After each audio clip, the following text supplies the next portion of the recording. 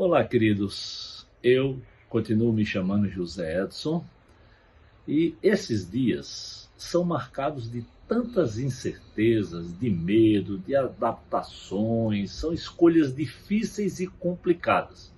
Muitos relacionamentos têm sido quebrados, empresas fechadas, pessoas doentes, muitas mortes, né?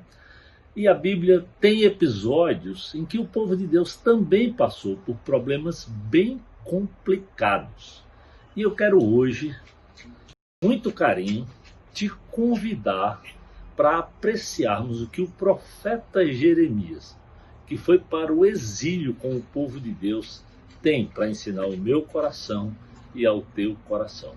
Como Deus pode te ensinar e provar como o seu amor vem mesmo no meio das adversidades. Vem comigo ouvir o profeta. Olha só, já no capítulo 1 que Deus ensina para o homem de Deus. Não tenha medo do povo que você vai enfrentar. Eu estarei com você e te protegerei. Eu, o Senhor, falei. Hoje, Jeremias, eu lhe dou autoridade para enfrentar nações e reinos, para arrancar e derrubar, para destruir e arrasar, para edificar e plantar. Vamos abrir nossas Bíblias, por favor, acende as luzes aí, pessoal.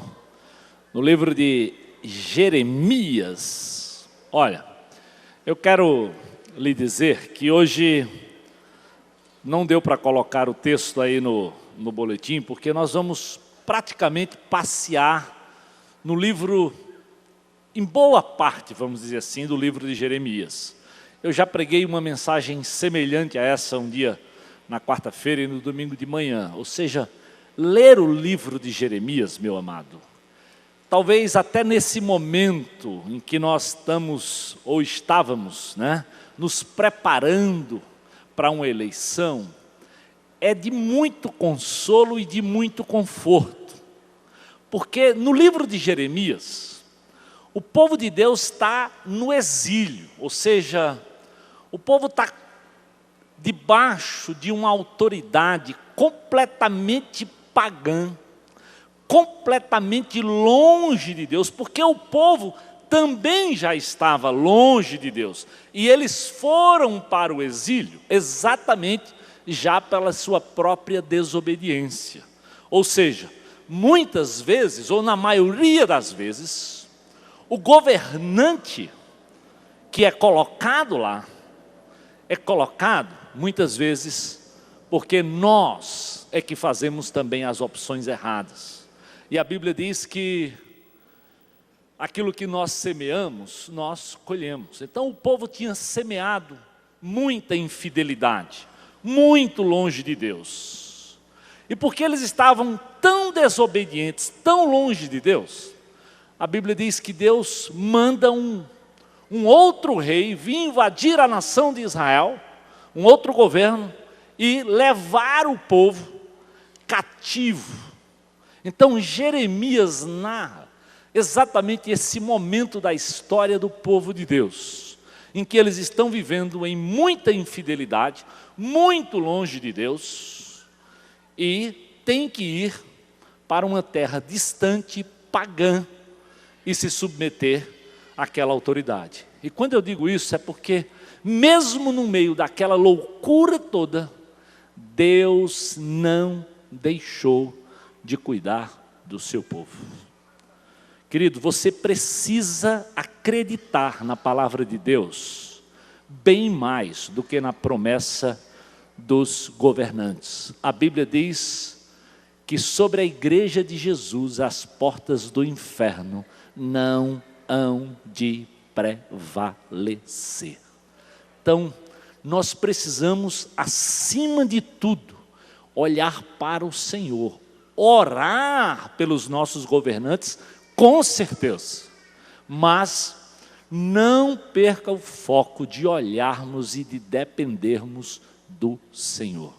Então, o livro de Jeremias é mais ou menos como o absurdo de Deus, ou seja, é aquela situação em que talvez você fica perplexo, né?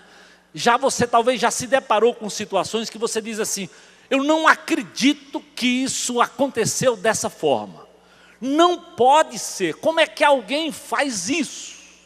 Sabe aquela coisa que parece tão absurda, que lhe deixa sem entender como é que o camarada fez isso com o carro, como é que alguém foi tão grosso com o seu filho. Então, aquelas situações que lhe deixam assim, sem poder acreditar ou compreender que aquilo acontece. São situações absurdas. Eu digo, o livro de Jeremias é o absurdo do amor de Deus. Porque quando você ler esse livro, o tempo inteiro Deus fala da rebeldia, da dureza do coração do povo, de como aquele povo se distanciou de Deus e quis viver completamente com outros valores, e Deus ainda assim chama um homem de Deus chamado Jeremias e diz: meu amigo, eu te escolhi porque eu amo você, amo esse povo, e você tem que ir lá e dar a minha mensagem para esse povo.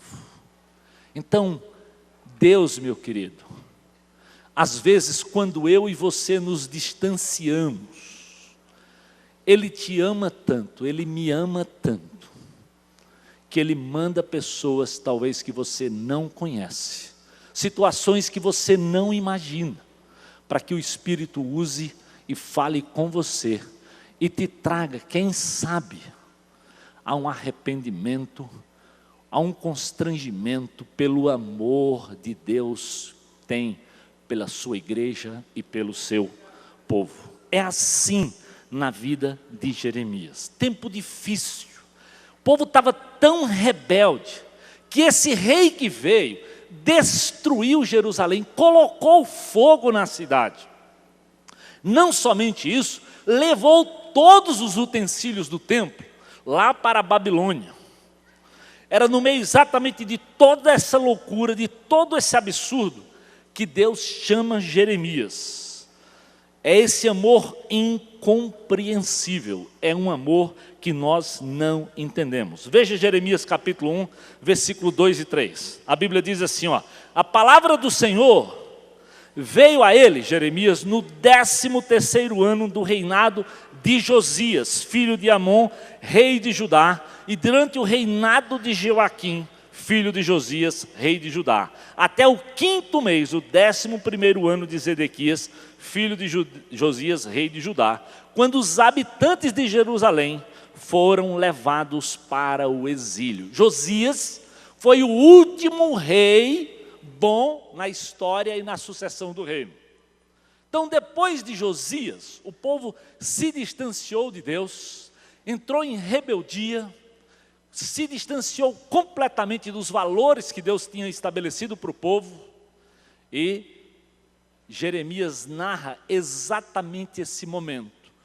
O último rei bom, a desgraça do povo e a ida para o exílio para pagar o preço do seu pecado. E veja como Deus chama Jeremias, versículo 4 e 5 do capítulo 1 de Jeremias. Se você quiser, acompanha aí, ou se você pode olhar lá no... Olha, diz assim: a palavra do Senhor veio a mim dizendo: antes de formá-lo no ventre eu te escolhi. Antes de você nascer, Jeremias, eu o separei e o designei profeta às nações. A primeira coisa que Deus queria dar ao profeta era a convicção de que ele não ia fazer uma obra baseado apenas na sua capacidade. Deus queria dizer para Jeremias primeiro que ele ia na autoridade dele, porque Deus já havia o escolhido antes dele nascer. Deus tinha um plano, e tinha mesmo um plano para a nação de Israel, como ele tem um plano ainda para completar naquela nação, como ele tem um plano para a igreja, para a sua vida e para a minha vida. A Bíblia diz: antes da fundação do mundo. E ele diz então: Jeremias, antes de você nascer, eu já tinha lhe designado para a obra que eu quero que você faça no meio deste povo. E diz o versículo 7, o Senhor me disse, Não diga, Jeremias, que você é muito jovem. A quem eu enviar você irá e dirá tudo que eu lhe ordenar. Pense, jovem, talvez temeroso, medroso, diante do desafio, Deus disse, não vale apenas escorregar, Jeremias. Eu lhe escolhi, eu estou com você e eu vou lhe dar capacidade para você fazer o que você tem que fazer. E eu vou estar do seu lado. Veja versículo 8 e 9 do capítulo 1. É importante que você compreenda o cenário que está por trás desse livro. Diz assim, não tenha medo deles. Eu estou com você para protegê-lo, diz o Senhor. O Senhor estendeu a mão e tocou a minha boca e disse-me, agora eu ponho em sua boca as minhas palavras. Meu amado, você já imaginou para o profeta, para o jovem, ser convidado? Você já viu uma cena parecida quando Deus chama Moisés lá no livro de Êxodo e o desafia a ir a Faraó para enfrentar o Faraó? Qualquer jovem talvez ficaria com medo de ter que resolver, estando no exílio, estando numa situação muito delicada, sabendo que o povo estava em rebeldia, ter que dar ao povo uma mensagem de Deus. Jeremias tinha certeza de que aquilo ia ser muito delicado e talvez a sua própria vida estava em jogo. Então, qual foi o primeiro cuidado de Deus? Dizer, eu te escolhi antes de você nascer. Eu vou ser com você. Não tenha medo. Não tenha medo, querido. Se existe uma coisa que o Senhor quer, quando Ele te chama, quando Ele te designa, tenha coragem. Deus não nos deu espírito de covardia. A Bíblia diz que quando o Espírito entra no nosso coração, nós recebemos um espírito de poder, um espírito de vida, um espírito de vitória. Então o que Deus está fazendo aqui com Jeremias é entendendo a sua limitação como jovem e o medo, mas ao mesmo tempo dizendo para ele aquilo que o Espírito diz para mim e para você. A Bíblia diz que o Espírito testifica primeiro com o meu espírito e com o teu espírito o quê? Que nós somos filhos de Deus. Em outras palavras, o que Deus garante a você e a mim é que Ele sempre, é por isso que Jesus, antes de ascender, antes de terminar, diz, eis que eu estarei convosco todos os dias até a consumação dos séculos. Querido, quem está em Cristo? A Bíblia diz em Efésios capítulo 1 que nós somos selados com o Espírito. O diabo tenta dizer para você muitas vezes que você está só, que ninguém está lhe assistindo, mas isso não tem base bíblica, não tem base teológica. Era o que Deus queria fazer que Jeremias compreendesse. Ei, eu vou ser contigo, eu não vou te abandonar, eu sei que não vai ser fácil. Ele estendeu a mão e disse, eu vou pôr as palavras na sua boca, Jeremias, eu vou falar através de você. Não fique com medo de ter que elaborar um grande discurso, eu vou lhe dizer tudo que você tem que falar. E veja no versículo 10 de Jeremias capítulo 1, esse texto não vai ser projetado, mas ele diz assim, olha, veja, eu hoje dou a você a autoridade sobre as nações e sobre os reinos, para arrancar e despedaçar, para arruinar e destruir, para edificar e para plantar. Deus diz, eu vou te dar autoridade. Você não vai na sua força, você não vai na sua capacidade, você vai em meu nome. Queridos, o que nós precisamos é dessa dependência, dessa sintonia com o Senhor, para fazermos diferença na geração em que nós estamos envolvidos. E veja aqui em Jeremias capítulo 2, chegando no capítulo 2, você compreende o cenário e a infidelidade do povo. Deus tira agora um pouquinho a cena de Jeremias e começa a falar do povo. E eu quero que você preste atenção no ensino do capítulo 2. Capítulo 2, versículos 12 e 13. Deus diz assim: espantem-se diante disso, ó céus, fiquem horrorizados e abismados, diz o Senhor. Por quê? Porque o meu povo cometeu 2 crimes. Eles me abandonaram a minha fonte de água viva e cavaram as suas próprias cisternas, cisternas rachadas que não retêm água. Deus diz: como é que pode? Eu trouxe esse povo, eu os dei uma terra, eu os guardei, eu tenho conduzido, eu tenho abençoado, e mesmo assim, esse povo me abandonou. Então, qual era o cenário que Jeremias ia pregar? Era de um povo em absoluta rebeldia com o Senhor. Querido, muitas vezes Deus chama você e a mim para falar para pessoas assim. Mas Deus está dizendo: vai lá, fala do amor, abre a boca, comunica, compartilha, testemunha talvez do que Deus tem feito na tua vida. Quem sabe Deus sensibiliza aquela pessoa lá do seu trabalho, lá da sua escola, lá do seu prédio. Então, Jeremias, eu sei que o cenário é horrível, é de se espantar, é de ficarmos abismados. O povo está completamente longe. E veja no versículo 21, Deus diz assim, Jeremias 2: eu os plantei como uma parreira escolhida, uma muda de melhor qualidade. Mas veja, quem você é agora, uma parreira estragada que não presta mais. Você está entendendo a dor do coração de Deus ao olhar para o povo? Eu lhes plantei como a melhor semente, como a melhor parreira, de melhor qualidade.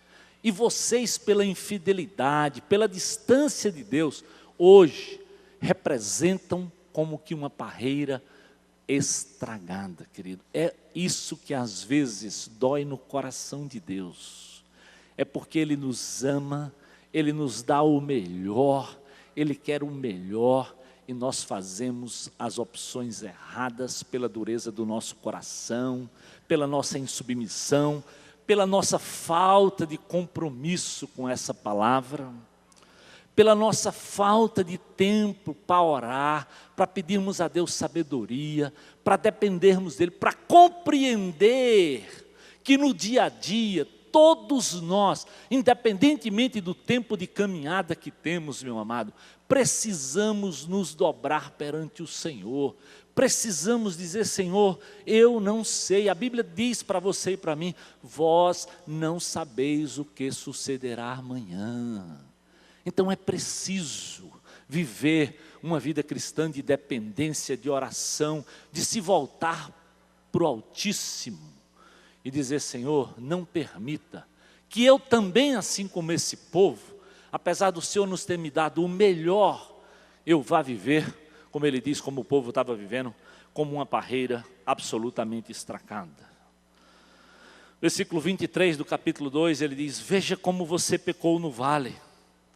Olha o que Deus diz: você é como uma cadela nova no cio.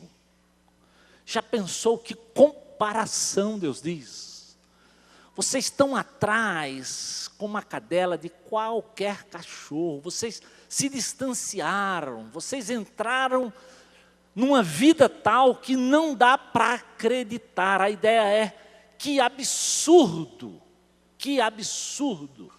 E às vezes, você sabe, é difícil nós compreendermos como é que alguém vem, conhece Jesus, anda, recebe o Espírito, ama essa palavra e depois vai viver exatamente como um cenário como esse que Deus está descrevendo do seu povo.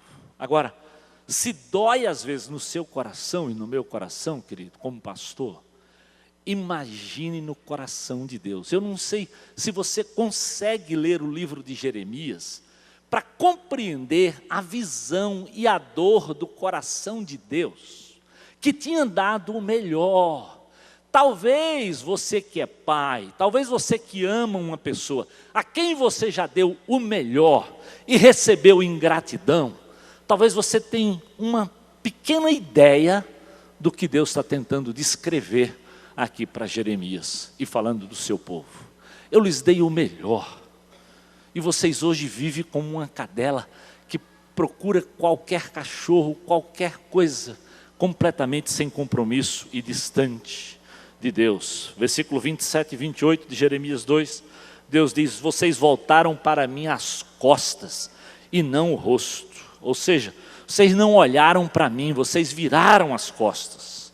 Na hora da adversidade, aí vocês dizem o quê? Vem, salva-nos.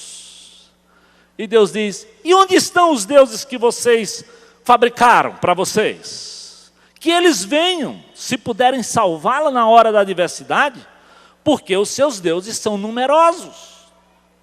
É interessante, Deus diz: como vocês são incoerentes.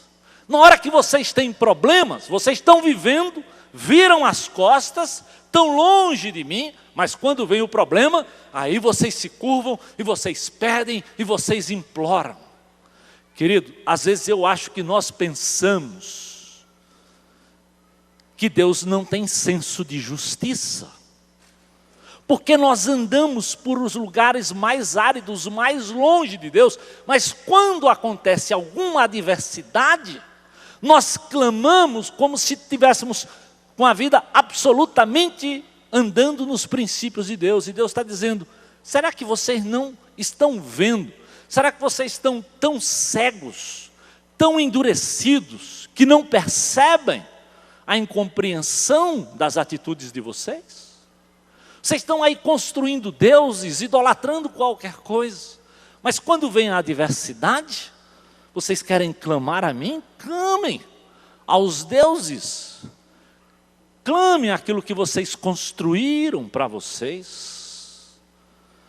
E eu sei que hoje nós não idolatramos só imagens propriamente ditas. Às vezes idolatramos mais determinadas coisas que possuímos, determinados valores das nossas vidas.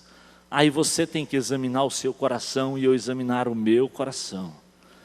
O que Deus diz é: os seus deuses são numerosos.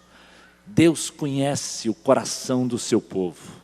Deus conhece o meu coração, meu amado. E o duro é exatamente porque eu sei que Ele conhece.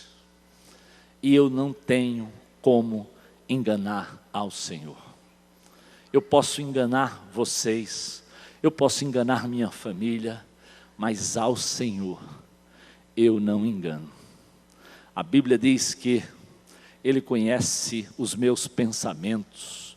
A palavra nem chegou à minha boca e Ele já sabe.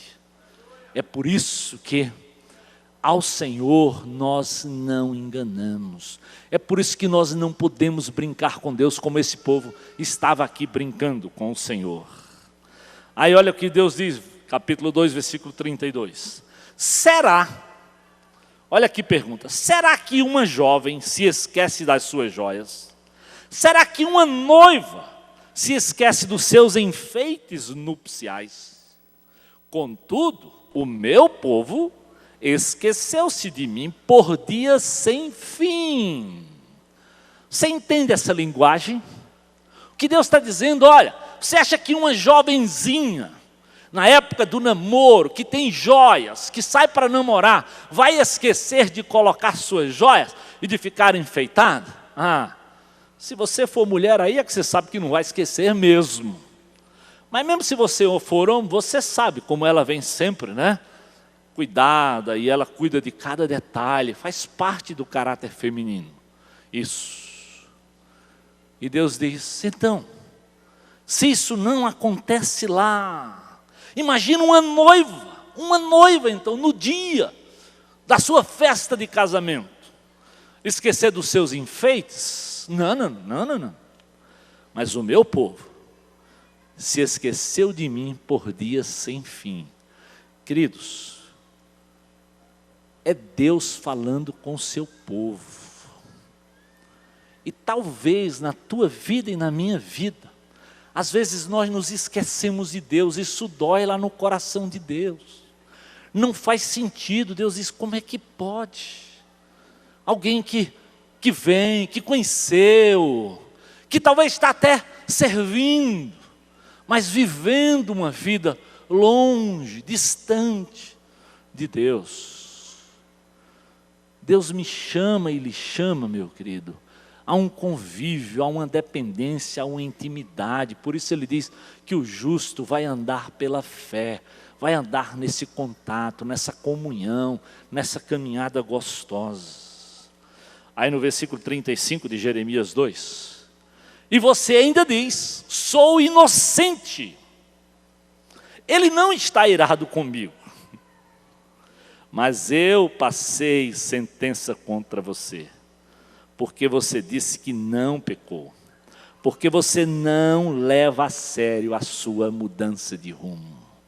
Deus está dizendo, ei, eu te amo, eu levo a sério. Você pensa que não, mas eu levo a sério.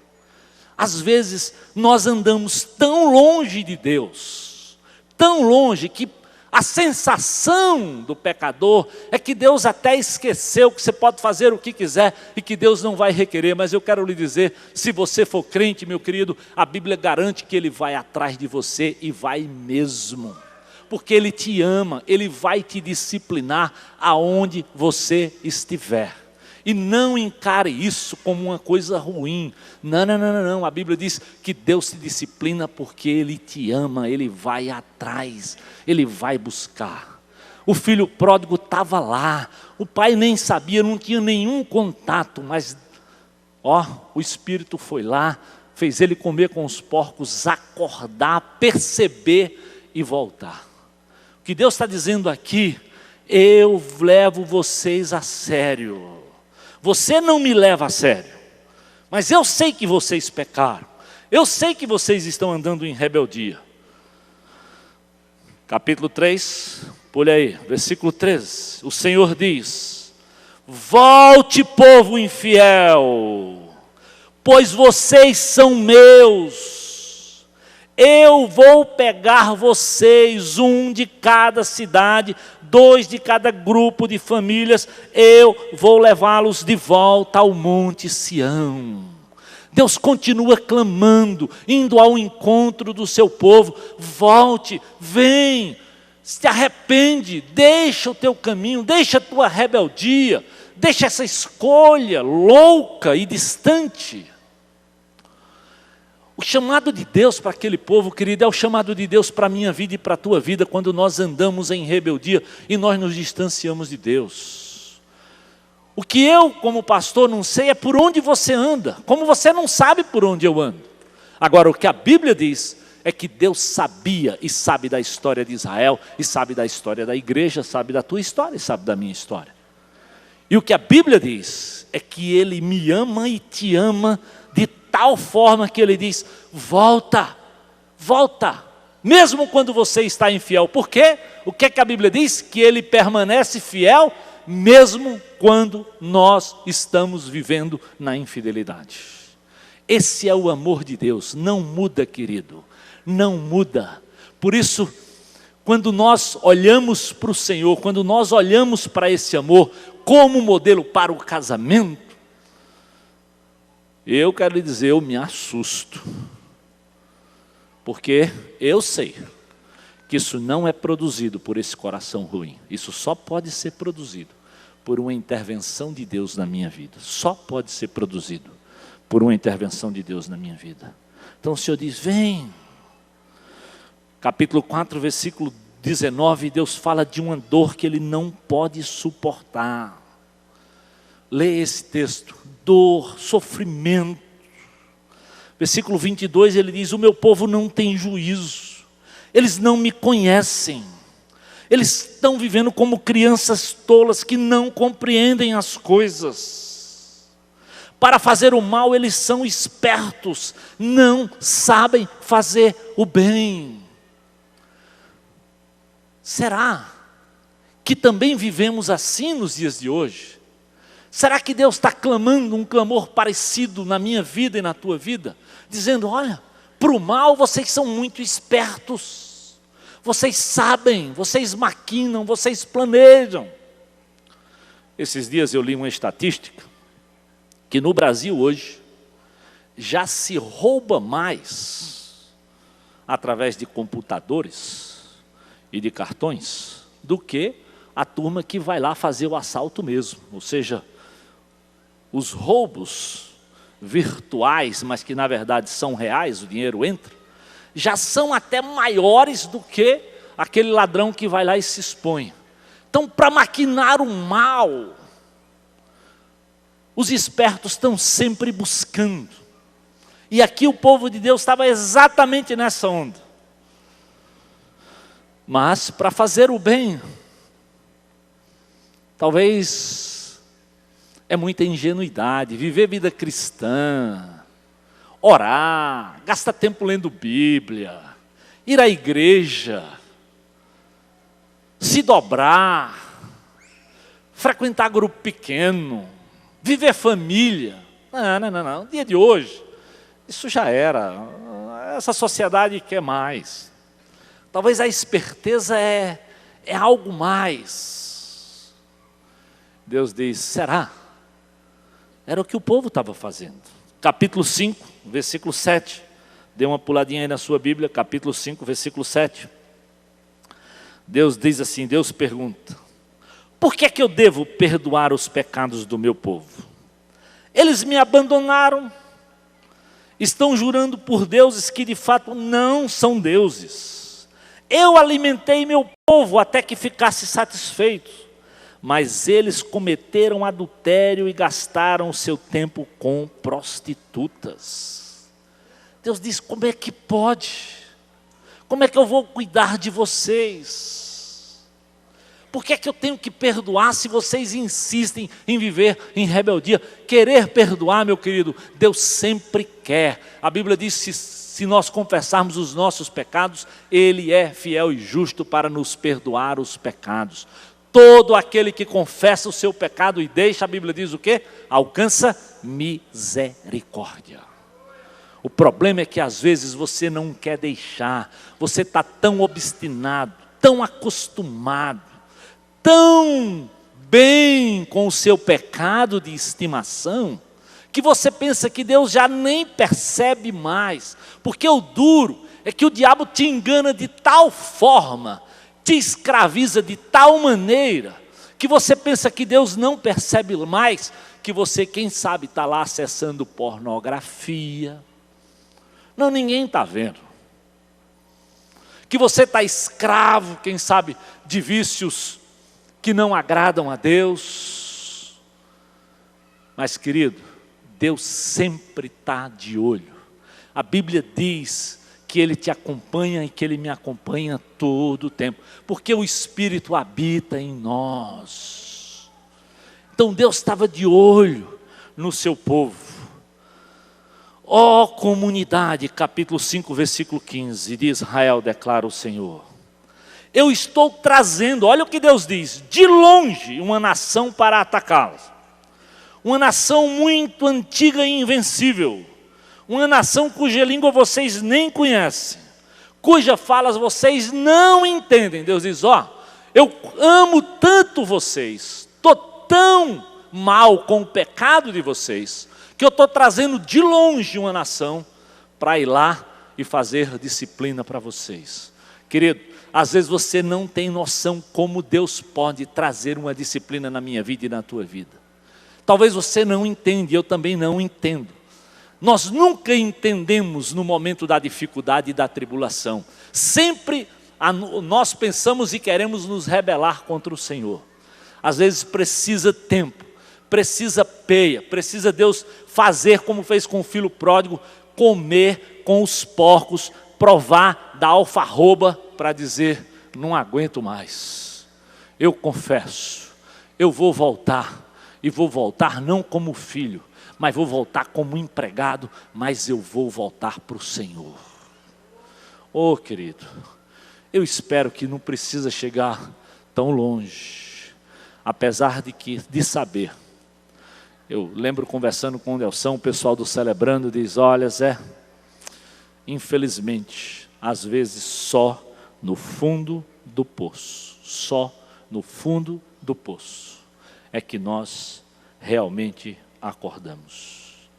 Olha versículo 17 e versículo 18 do capítulo 5, Deus diz, olha, Eles vão devorar as suas colheitas e os seus alimentos.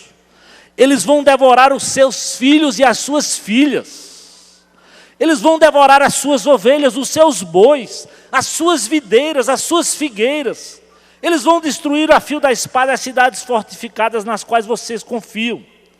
Contudo, mesmo naqueles dias, olha o que Deus diz: eu não vou os destruir completamente. Você está compreendendo o absurdo do amor de Deus?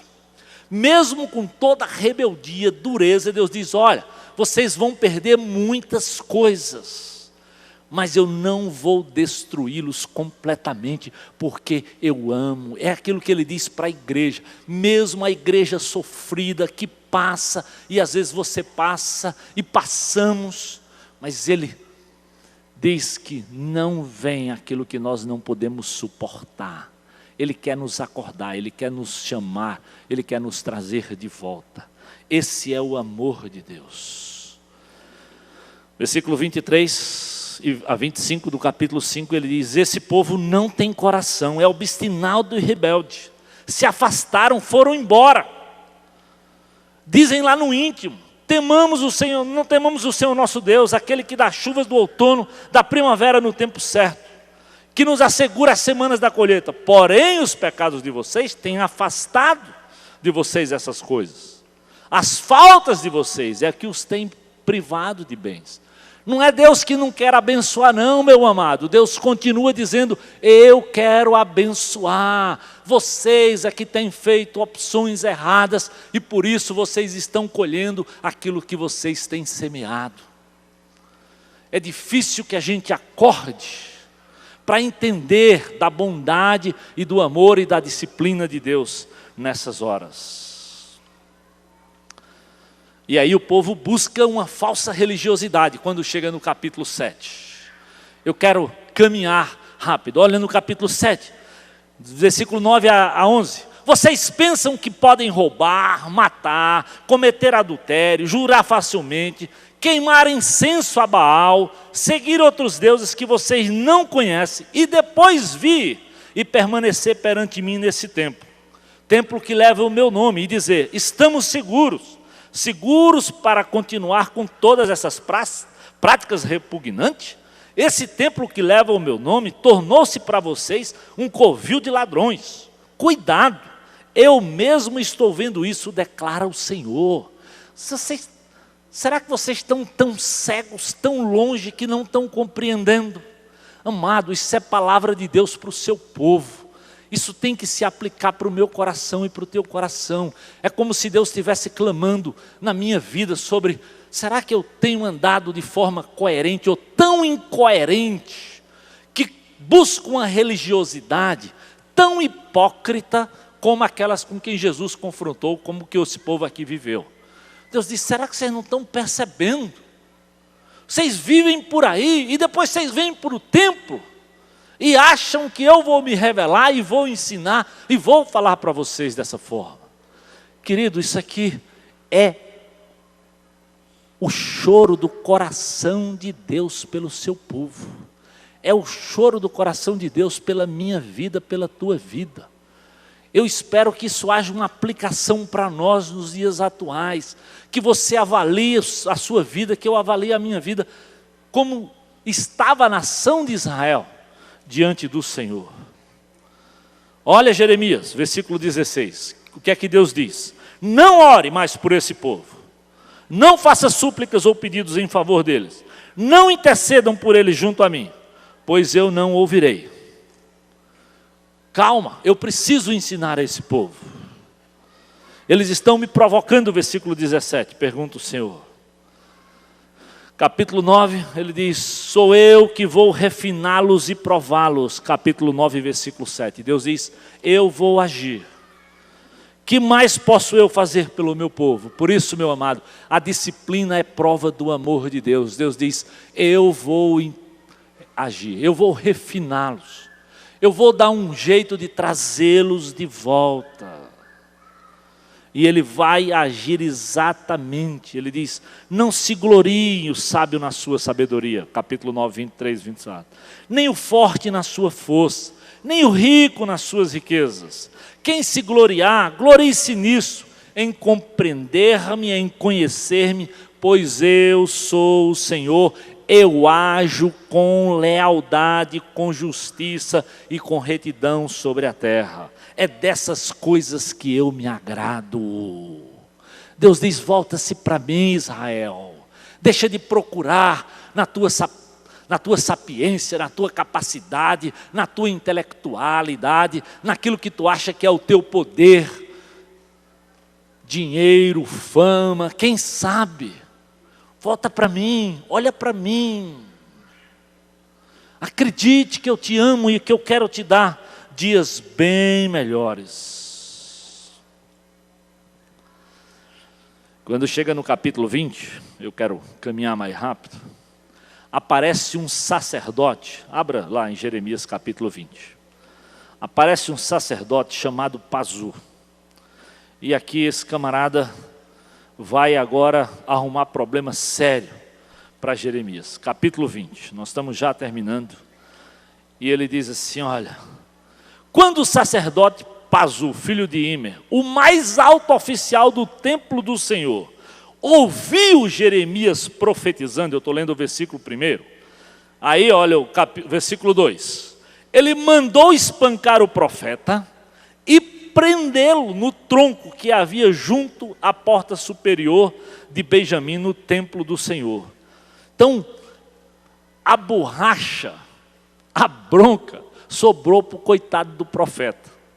Estava lá fazendo a mensagem e agora o sacerdote disse, não, você está aí, você que vai apanhar. E começa a espancar o profeta. Queridos, às vezes não é fácil transmitir o recado de Deus, é verdade.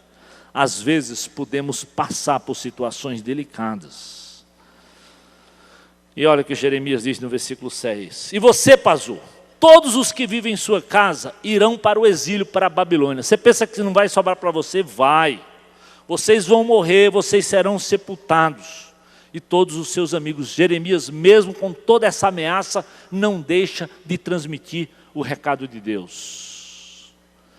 E aí, ó, capítulo 23, versículos 23 e 24. Agora é Deus falando. Será que eu sou apenas um Deus de perto? Pergunta o Senhor. E não também um Deus de longe. Lembra quando a gente canta aquela música, né? Que Deus é um Deus de perto, mas Ele é um Deus de perto e é um Deus de longe mesmo. Deus é Deus em todo lugar, meu amigo. Você pode estar perto, você pode estar longe, Ele te vê. Poderá alguém esconder-se sem que eu veja? Pergunta o Senhor. Não sou eu aquele que enche os céus e a terra? Pergunta o Senhor. Será que vocês pensam que vocês vão se esconder de Deus? Não vamos, meu amado, não vamos. Deus sempre vai cuidar de nós. Deus sempre vai querer nos fazer voltar. Quando chega no capítulo 29, versículos de 11 a 14 de Jeremias, Jeremias 29, 11 a 14, veja o que Deus diz para esse povo. Porque sou eu que conheço os planos que eu tenho para vocês, diz o Senhor. Planos de fazê-los prosperar, de não lhes causar danos. Planos de dar-lhes esperança e um futuro. Então vocês clamarão a mim, virão orar a mim, e eu ouvirei. Vocês me procurarão e me acharão quando me procurarem de todo o coração. Eu me deixarei ser encontrado por vocês, declara o Senhor. Eu os trarei de volta do cativeiro. Você entende como esse amor de Deus é absurdo por você e por mim? Você compreende quanta infidelidade Deus descreve, querido? Eu não podia dizer todos os versículos, porque senão nós íamos entrar aqui horas e horas. Tem muitos textos, mas muitos, que Deus fala da dureza. Se você ler o livro de Jeremias, cuidadosamente, eu creio que você se espanta com a infidelidade do povo, mas com o amor do Senhor. É a esse povo rebelde, duro, que Deus manda o profeta e diz: porque eu os amo. Jeremias vai lá, declara, fala com eles, leva uma mensagem, dá a eles a oportunidade de se voltar, de se arrepender, de mudar a caminhada, porque eu tenho planos preciosos para eles. Meu amado, Deus tem planos preciosos para você. Por isso Ele pergunta para você, por isso o Espírito testifica com o teu Espírito que você é filho de Deus, e muitas vezes testifica que você não está andando corretamente. Eu não sei da tua vida, mas o Espírito de Deus sabe. Talvez hoje, abrace essa declaração de amor de Deus por você. Talvez hoje você tenha andado exatamente longe, em rebeldia, distante de Deus, como esse povo aqui estava. Quem sabe hoje é dia de acordar, de abraçar essa verdade. Eu conheço os planos que eu tenho para vocês. Eu quero fazê-los prosperar. Lembra? Eles estavam perdendo tudo. Perderam a terra, perderam o templo, perderam os utensílios, estavam escravos, vivendo numa terra distante, tudo pela rebeldia deles. E Deus está dizendo: acorda, volta, sai dessa, muda de direção. Eu os amo, eu tenho planos de fazê-los prosperar, planos de esperança. Eu tenho um futuro para vocês, nação de Israel. Eu vou os trazer de volta. E no capítulo 31, versículo 3, o Senhor diz: é porque eu os amei com um amor eterno, com um amor leal, eu os atraí. É amor leal, querido. Não é amor que você compreende, que eu compreendo. É divino, é fantástico. É um amor que excede todo entendimento. Todo entendimento. É com esse amor que Ele te atrai. É por isso que Ele permanece fiel sempre e te disciplina, porque Ele quer te trazer de volta. Versículo 12 do 31, ele diz: eles virão. Deus contempla que eles virão, eles cantarão, eles ainda vão ficar radiantes pelos muitos bens dados pelo Senhor. Eles ainda vão comer o cereal, o vinho novo, o azeite puro, as crias, as ovelhas da vaca serão como um jardim regado e não mais se entristecerão. Versículo 13: eu transformarei o lamento deles em júbilos. Eu lhes darei consolo e alegria em vez de tristeza. Honra e glória ao Senhor. Esse é o amor que me constrange, que tem que constranger o teu coração, querido. E eu espero que hoje, ao meditar nessa mensagem de amor de Deus pelo seu povo, aplique isso para a sua vida. Pense na sua realidade, pense no caminho que você tem trilhado, do que onde você tem caminhado, o que você tem cultivado. Creia, Jesus veio para te dar o melhor, para andar em novidade de vida, para ser luz, para ser sal. Mas se o sal se tornar insípido, a Bíblia diz, só vai ser estragado, jogado fora. Deus tem planos de futuro, planos de vitória para a tua vida e para a minha vida, planos de alegria, não de tristeza. Há esperança para o futuro de vocês. Jeremias 31, 17, declara o Senhor. Versículo 34, porque eu lhes perdoarei a maldade e não me lembrarei mais dos seus pecados. É palavra de Deus, querido.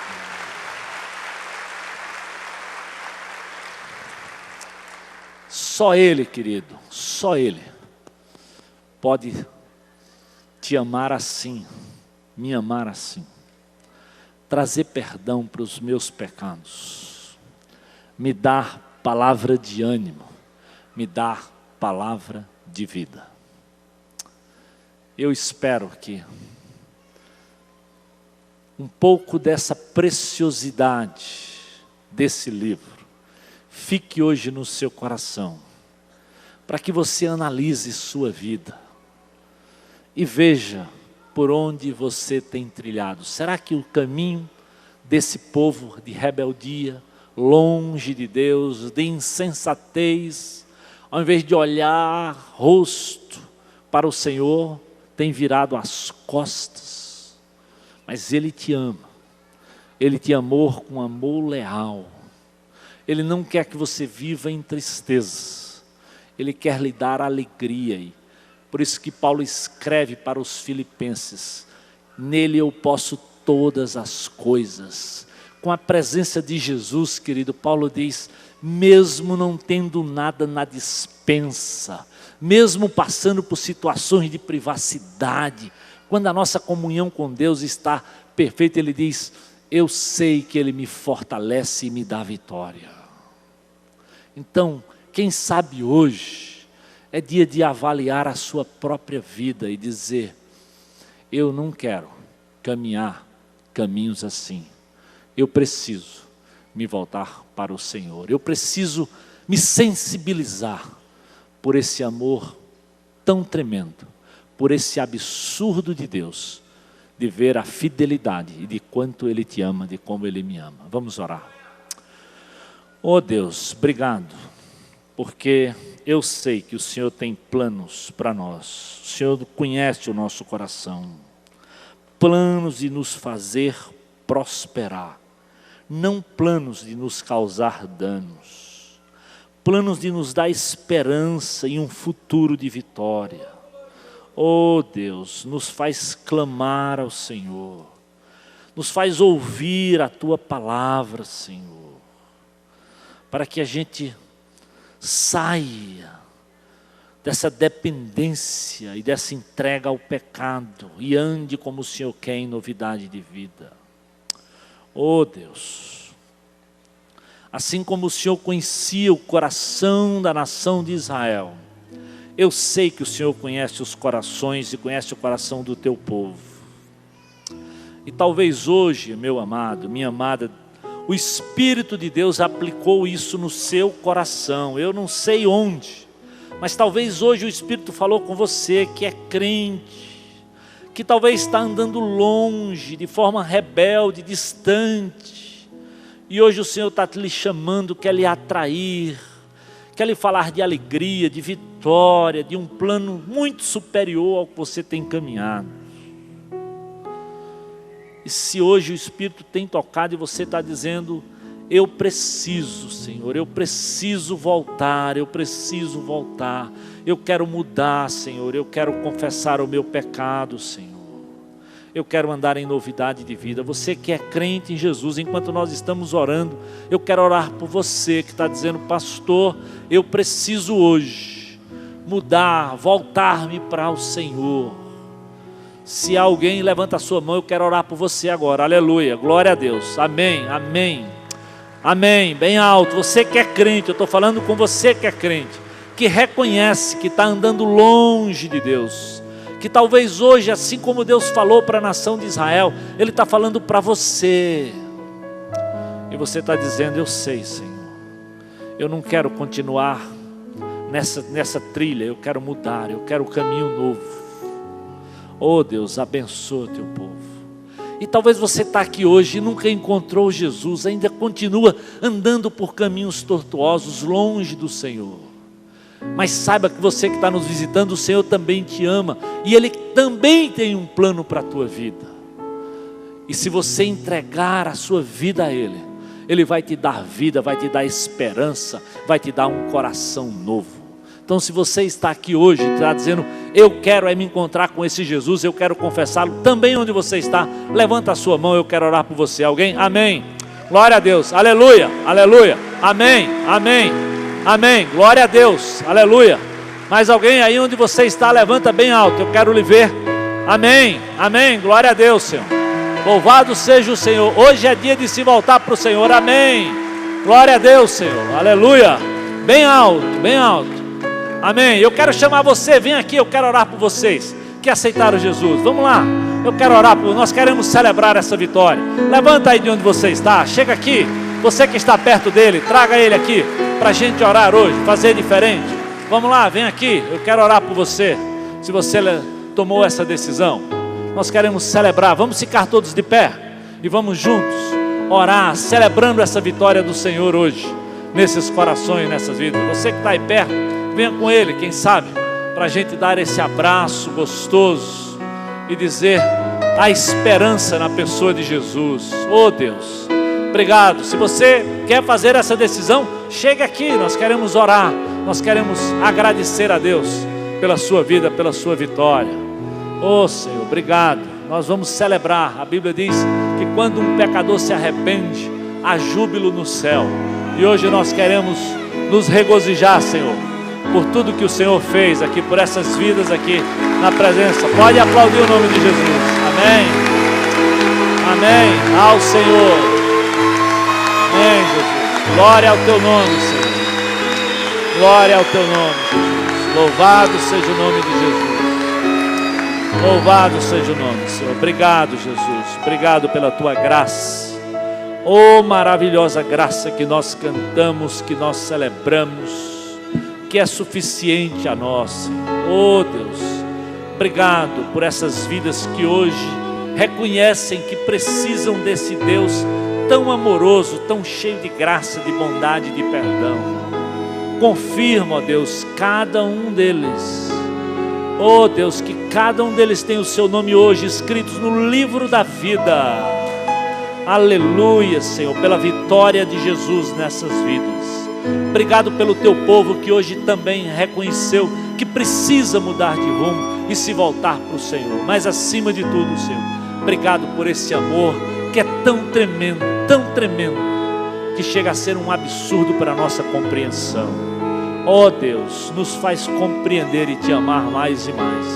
É o meu pedido hoje, a minha gratidão, em nome de Jesus. Amém, amém. Glória a Deus.